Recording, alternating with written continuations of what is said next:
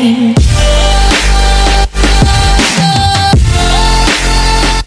वालेकुम दोस्तों, welcome to another video. कैसे हैं आप लोग? उम्मीद है खैरियत से होंगे। मैं हूं असद और एक बार फिर एक और नई वीडियो के साथ आपकी खिदमत में हाजिर हूं। आज मैं जिस वीडियो के ऊपर रिएक्शन करने वाला हूं, इनकी वीडियो का मुझे बहुत बेसब्री से इंतजार होता है। आज की वीडियो द कोहिस्तानी चैनल की है। आज की वीडियो का टाइटल है जंगे यरमूक। चलिए वीडियो को स्टार्ट करते हैं। वीडियो को एंड तक जरूर देखिएगा और अगर आपने चैनल को अभी तक सब्सक्राइब नहीं किया हुआ, सब्सक्राइब जरूर कर दे। जंगे यरमूक मुसलमानों की तारीख की सबसे बड़ी और सबसे फेमस जंग, जिसमें एक तरफ रोमन एम्पायर अपनी फुल ताकत के साथ 2 लाख की फौज लेकर खड़ी थी और दूसरी तरफ मुसलमान खालिद बिन वलीद की लीडरशिप में सिर्फ 30,000 मुसलमानों के साथ खड़े थे। But wait, Khalid bin Walid को तो इस जंग से पहले ही आर्मी चीफ के ओहदे से हटा दिया गया था, तो फिर वो इस जंग के लीडर आखिर बने कैसे? ये हम लास्ट वीडियो में देख चुके हैं। जंगे यरमूक की स्टोरी बहुत ही इंटरेस्टिंग होने वाली है। मुसलमानों के पहले खलीफा अबू बकर रज़ियल्लाहु तआला अन्हु के दौर में उस वक्त की सुपर पावर्स रोमन और पर्शियन एम्पायर से हड्डा ले लिया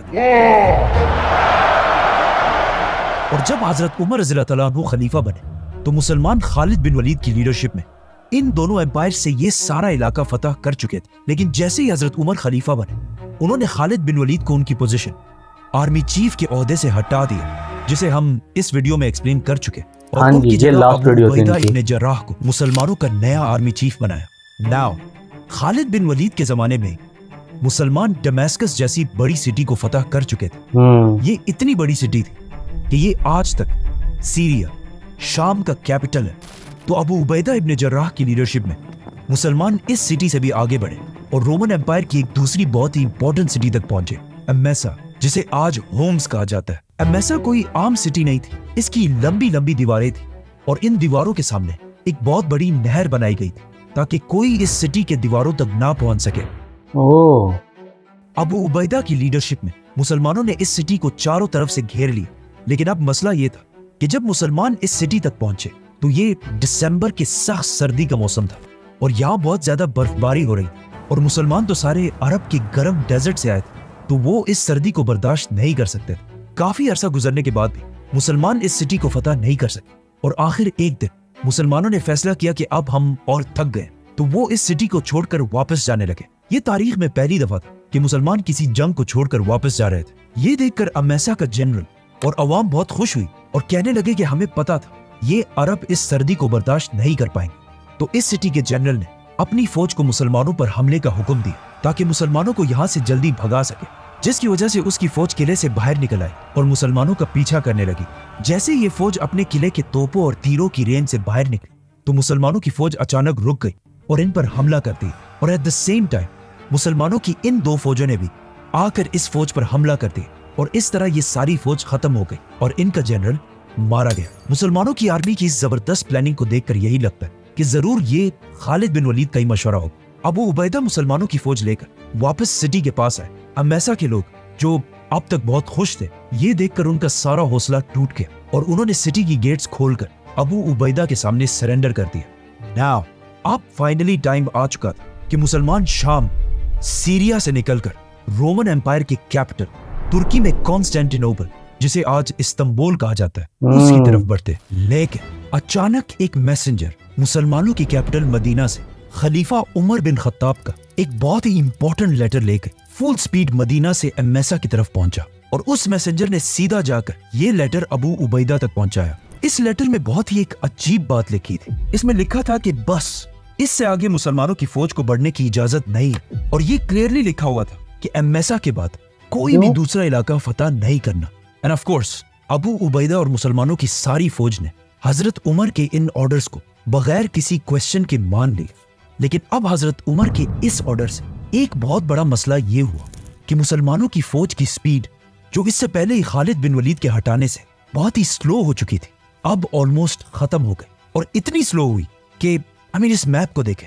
हजरत अबू बकर रज़ियल्लाहु तआला अन्हु ने इससे पहले अपनी सिर्फ 2 साल की खिलाफत मदीना से दमास्कस तक ये इतना बड़ा इलाका फतह किया था। लेकिन अब हजरत उमर रज़ियल्लाहु तआला अन्हु के पहले 2 सालों में मुसलमान दमास्कस से सिर्फ इतना ही आगे जा पाए लेकिन अब क्वेश्चन ये था कि हजरत उमर आखिर क्यों मुसलमानों को आगे बढ़ने से रोक रहे थे, क्योंकि हजरत उमर रज़ी अल्लाह तआला अन्हु को लीडरशिप की ट्रेनिंग खुद रसूलुल्लाह सल्लल्लाहु अलैहि वसल्लम ने दी सल्लल्लाहु और आप अलैहि सल्लल्लाहु अलैहि वसल्लम। वसल्लम को भी एक जमाने में मक्का वालों ने ऑफर दी थी, और वो ऑफर ये थी कि हम आपको मक्का का बादशाह बना देंगे अगर आप अपने खुदा के साथ साथ हमारे खुदाओं को भी सही कहें।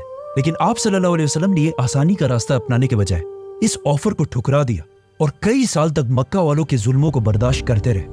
इसी तरह हजरत उमर रज़ी अल्लाह तआला अन्हु को भी पता था कि मुसलमानों के इन हर तरफ हमलों से मुसलमानों की ये एम्पायर तो बहुत फैल जाएगी और वो खुद बहुत बड़े बादशाह तो बन जाएंगे, लेकिन इससे इस्लाम को कोई फायदा नहीं होगा, क्योंकि अगर आज देखा जाए तो पूरी दुनिया में ऑलमोस्ट 2 बिल्कुल। बिलियन मुसलमान हैं, लेकिन 2 बिलियन होने के बाद भी मुसलमानों की आज कोई हैसियत नहीं है। तो हजरत उमर रज़ी अल्लाह तआला अन्हु चाहते थे कि चाहे मुसलमान नंबर्स में कम भी हो लेकिन सच्चे मुसलमान, मतलब हजरत उमर रज़ी अल्लाह तआला अन्हु को अपनी हुकूमत से ज्यादा इस्लाम की फिक्र थी। तो उन्होंने दोबारा हजरत अबू उबैदा की तरफ एक लेटर भेजा जिसका मफहूम ये था कि अब तुम सिर्फ एक आर्मी चीफ नहीं बल्कि पूरे शाम के गवर्नर और पहले इस्लामिक लीडर हो, तो अब सिर्फ जंगों से ज्यादा लोगों को इस्लाम सिखाओ।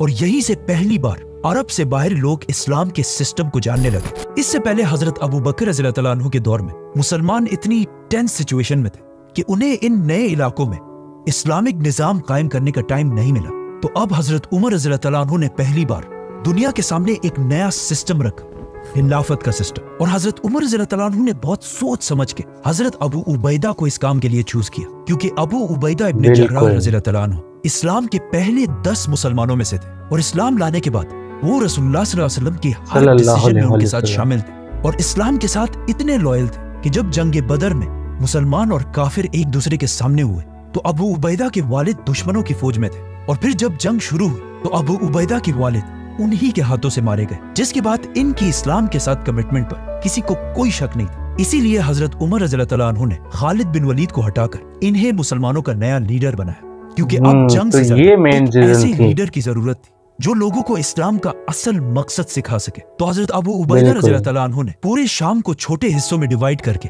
यहाँ के नए गवर्नर्स लगाए और खुद सबसे फ्रंट वाली सिटी एमेसा में अपना नया हेडक्वार्टर बनाया, ताकि अगर मुसलमानों को कोई भी खतरा हो तो सबसे पहले इनको पता चले। और अपने right hand Khalid bin Walid को शाम के असल कैपिटल दमश्क का गवर्नर बनाया और आमर इब्न आस को उर्दन जॉर्डन का गवर्नर लगाया, और इन इलाकों में बिल्कुल इस्लाम के सिस्टम के मुताबिक ज़कात और जिज़िये का सिस्टम राइज किया, इस्लामिक कोर्ट्स और अदालतें भी बनाई, और इवन एक पुलिस का सिस्टम भी बनाया। और सबके सामने यहाँ के ताकतवर लोगों को उनकी पोजीशन से हटाकर आम लोगों की तरह उनको सजाएं दी। ये सब जब रोमन एम्पायर की अवाम ने देखा तो वो हैरान हुए कि ये लोग तो हमारी पिछली हुकूमत से बहुत बेहतर है। आखिर 1 साल से भी ज्यादा अरसा गुजर गया और मुसलमानों ने एमेसा के बाद और कोई भी सिटी फतह नहीं, बल्कि इस टाइम को यूज करके अपने इस एम्पायर को मजबूत करने की कोशिश की। लेकिन इस सारे टाइम से ऑलमोस्ट 1 साल से रोमन एम्पायर के बादशाह को भी टाइम मिला कि वो मुसलमानों के खिलाफ एक बहुत बड़ी फौज बना सके। लेकिन अब रोमन एम्पायर इतनी कमजोर हो चुकी थी कि मजबूरन रोमन एम्पायर के बादशाह हरकल हेराक्लियस ने एक ऐसा काम किया जो इससे पहले सोचना भी इम्पॉसिबल था। हुआ यूं कि रोमन एम्पायर के बादशाह हरकल ने पर्शियन एम्पायर के बादशाह की तरफ पहली बार दोस्ती का हाथ बढ़ाया, और सिर्फ यही नहीं बल्कि अपनी पोती की शादी भी पर्शियन एम्पायर के बादशाह से कराई। और इस तरह तारीख में पहली बार रोमन और पर्शियन एम्पायर सिर्फ दोस्त नहीं बल्कि रिश्तेदार बन गए। ये बहुत ही इम्पॉसिबल बात थी, क्योंकि इससे पहले रोमन और पर्शियन एम्पायर पिछले 800 साल से एक दूसरे के बहुत बड़े दुश्मन थे। लेकिन अब इन दोनों एम्पायर्स में मुसलमानों का इतना खौफ बैठ चुका था कि इन्होंने पिछले 800 साल की दुश्मनी बुलाकर एक दूसरे के साथ दोस्ती कर ली। ये ऐसा ही था जैसे आज पाकिस्तान और इंडिया किसी और के खिलाफ एक हो जाए, और इवन वर्स फलस्तीन और इजराइल किसी दूसरे के खिलाफ एक दूसरे के दोस्त बन जाए, जो इम्पॉसिबल। लेकिन हजरत उमर रज़ी अल्लाह तआला अन्हु की खिलाफत मुसलमानों के खौफ ने इन्हें एक होने पर मजबूर कर दी। तो अब इन दोनों एम्पायर्स ने मिलकर मुसलमानों के खिलाफ अपनी अपनी एम्पायर्स में बहुत बड़ी फौज जमा करना शुरू कर दी, जिसके बाद जंगे यरमुक और जंगे कादसिया जैसी अजीम जंगे लड़ी गई। रोमन बादशाह ने अंताकिया में अपने सारे जनरल्स की एक मीटिंग बुलाई, जिसमें उसने एक सिंपल सा क्वेश्चन पूछा कि आखिर क्या वजह है कि हम इन मुसलमानों से नंबर्स में ज्यादा होने के बावजूद हर जंग में हार जाते हैं। जिस पर उनके सारे जनरल्स ने एक ही जवाब दिया कि मुसलमानों की फौज का जो आर्मर होता है वो हमारी फौज से बहुत ही हल्का होता है, इसीलिए उनकी स्पीड हमेशा हमसे बहुत तेज होती है, और मुसलमान हमसे कभी एक जंग में नहीं लड़ते बल्कि हमेशा छोटे छोटे ग्रुप्स में लड़ते। तो रोमन बादशाह ये सब सुनकर अपने तख्त से खड़े हुए और कहा कि अब इन सारी बातों का सिर्फ एक ही हल है, और अगर तुम मेरे जनरल्स हमेशा के लिए अरबों की गुलामी से बचना चाहते हो तो पूरी रोमन फौज को इधर अंताकिया में जमा होने का हुक्म दो। और साथ ही उसने अपने सारे सूबों के गवर्नर्स की तरफ लेटर्स भेजे कि जो भी नौजवान जंग करने के काबिल हो उसे चाहते या ना चाहते हुए रोमन एम्पायर की फौज में शामिल करके अंताकिया की तरफ भेजा जाए, जिसकी वजह से अंताकिया में रोमन एम्पायर की एक बहुत बड़ी फौज, लाखों की फौज जमा होने लगी। और इनका प्लान ये था कि अब मुसलमानों की इन छोटी छोटी ट्रिक्स से निकलकर आमने सामने होकर एक बहुत बड़ी जंग लड़ी जाए। अब जब ये सब कुछ यहाँ पे हो रहा तो वहाँ एमेसा में मुसलमानों के जनरल अबू उबैदा इब्न जर्राह को रोमन बादशाह के हर मूव की खबर मिलती जा रही थी, जिससे वहां पर मुसलमान बहुत ही टेंशन में थे कि अब आखिर हम क्या करेंगे, इतनी बड़ी फौज का मुकाबला कैसे करेंगे, क्योंकि अब हर तरफ से रोमन एम्पायर मुसलमानों से बदला लेने के लिए इनकी तरफ बढ़ रही थी। मुसलमानों की इस घबराहट को देखकर अबू उबैदा ने जल्दी से एक दूसरी मीटिंग बुलाई और अपने सारे जनरल्स को बुलाकर पूछा कि अब हमें इतनी बड़ी फौज के सामने क्या करना चाहिए, जिस पर सारे जनरल्स के मशवरे से यह फैसला किया गया कि हमें एमेसा, जिसे आज के जमाने में होम्स कहा जाता है, इस सिटी को बगैर किसी लड़ाई के छोड़कर यहां से वापस दमिश्क की तरफ जाना चाहिए, जिधर उस वक्त खालिद बिन वलीद अपनी फौज के साथ मौजूद थे। लेकिन जाने से पहले अबू उबैदा इब्न जर्राह ने इस सिटी के फाइनेंस मिनिस्टर को बुलाया और उसे ऑर्डर्स दिए कि यहाँ जितने लोगों से भी जिजिया टैक्स लिया गया था उन सब को वो पैसे वापस कर दिए जाए, क्योंकि ये जिजिया टैक्स हमने इनकी हिफाजत के लिए लिया था और अब जब हम इनकी और हिफाजत नहीं कर सकते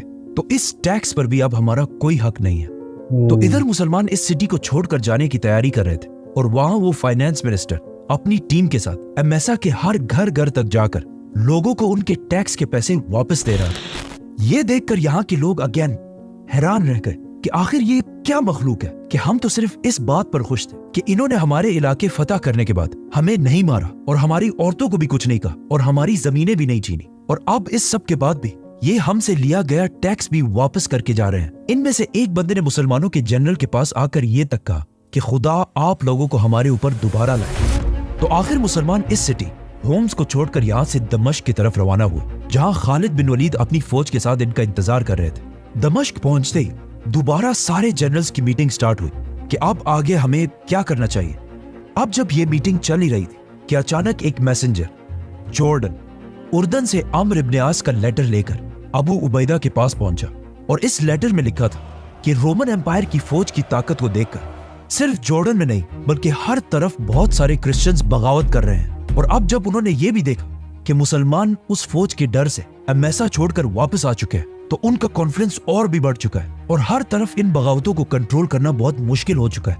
अब मुसलमान दोनों तरफ से फंस चुके थे, मतलब इनके सामने रोमन एम्पायर की 2 लाख की फौज इनके तरफ बढ़ रही थी और इनके पीछे हर तरफ लोग बगावतें कर रहे थे। तो मुसलमान जनरल्स को समझ आ गई थी कि अब यहाँ दमिश्क में रहना भी बहुत ही डेंजरस काम है। लेकिन दमिश्क इतनी बड़ी सिटी थी, मतलब ये फैसला इन जनरल्स ने नहीं बल्कि मदीना में खलीफा उमर बिन खत्ताब और उनके मिनिस्टर्स अब्दुर्रहमान बिन औफ, उस्मान और अली रज़ी अल्लाह अन्हु ने करना था। तो सिर्फ कुछ ही दिनों में डायरेक्ट मदीना से उमर बिन खत्ताब का लेटर दमिश्क पहुंचा, जिसमें लिखा था कि फैसला हो चुका है कि दमिश्क की इस सिटी को छोड़ दिया जाए, और सिर्फ दमिश्क को नहीं बल्कि पूरे शाम को छोड़ दिया जाए, और यहाँ से पीछे हटकर कोई ऐसी जगह जंग के लिए सेलेक्ट कर जिसकी लोकेशन ऐसी हो कि उसके पीठ के पीछे अरब का इलाका हो, ताकि पीछे से कोई बगावतें ना हो सके और हमारे सारे दुश्मन हमारी आंखों के सामने हो।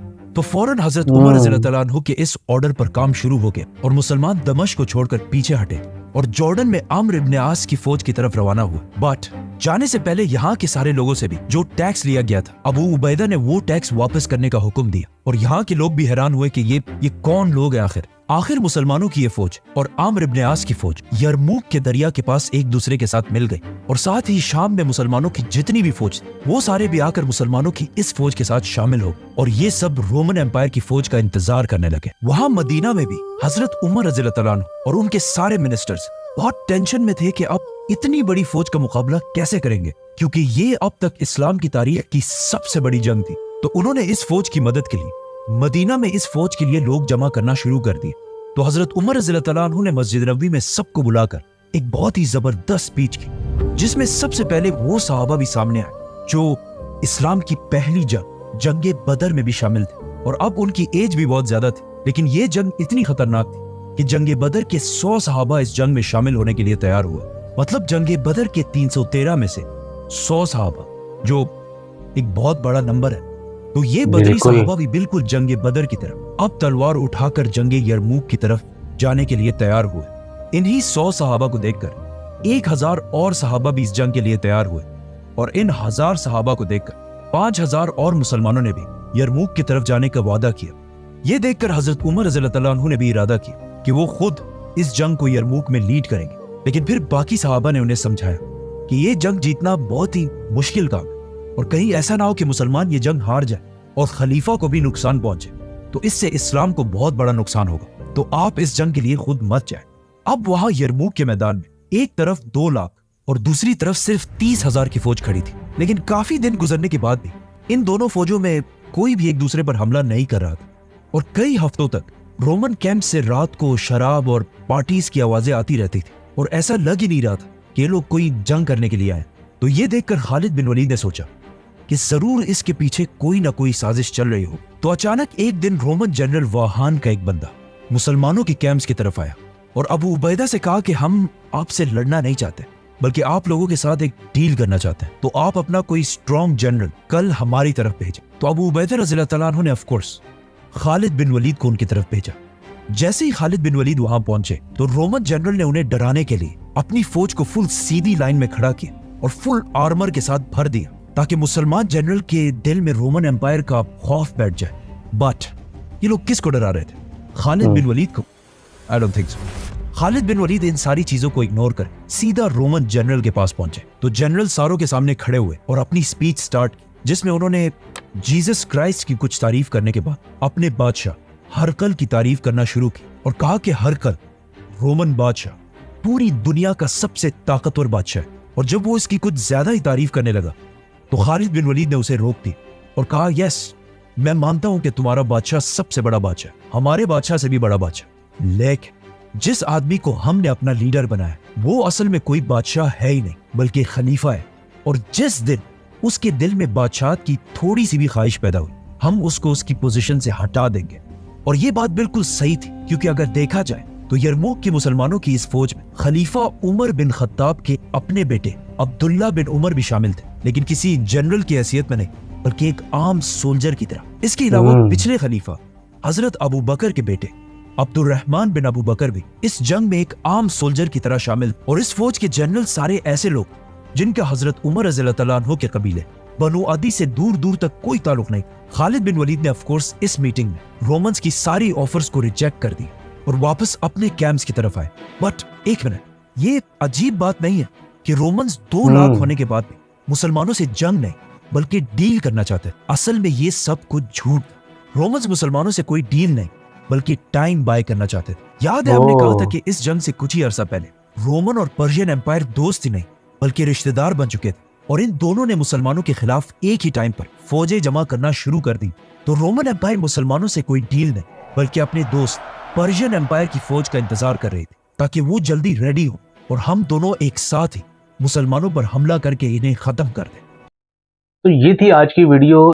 इसके अंदर इन्होंने जंगे यरमूक का वाकया बयान किया कि जंगे यरमूक के अंदर क्या हुआ, और हजरत उमर फारूक रजी अल्लाह ताला अन्हो ने हजरत खालिद बिन वलीद को हटा के हजरत अबू उबैदा इब्ने जरा को आर्मी चीफ लगाया। तो उसके बाद उन्होंने कौन कौन से इलाके फतह किए, और फिर इन्होंने बताया कि रोमन्स ने उनके खिलाफ कितनी बड़ी फौज इकट्ठी कर ली और वो मुसलमानों पे हमला करने के लिए तैयार थे। तो इनकी जो सीरीज चल रही है उसमें आज की वीडियो थोड़ी सी लंबी थी, इसलिए हम इसको पार्ट्स के अंदर रिएक्शन कर रहे हैं। आज इसका पहला पार्ट था और बहुत ज़्यादा इंटरेस्टिंग ये वीडियो थी। कल इंशाल्लाह हम यहीं से इसका दूसरा पार्ट कंटिन्यू करेंगे, तो मेरे साथ रहिएगा। उम्मीद है आज की वीडियो भी आपको अच्छी लगी होगी, तो वीडियो को लाइक कीजिएगा, शेयर कीजिएगा और चैनल को सब्सक्राइब करना ना भूलिएगा। मुझे दें इजाज़त, मिलते हैं एक और नई वीडियो के साथ। तब तक के लिए अपना ख्याल रखिएगा। अल्लाह हाफिज़।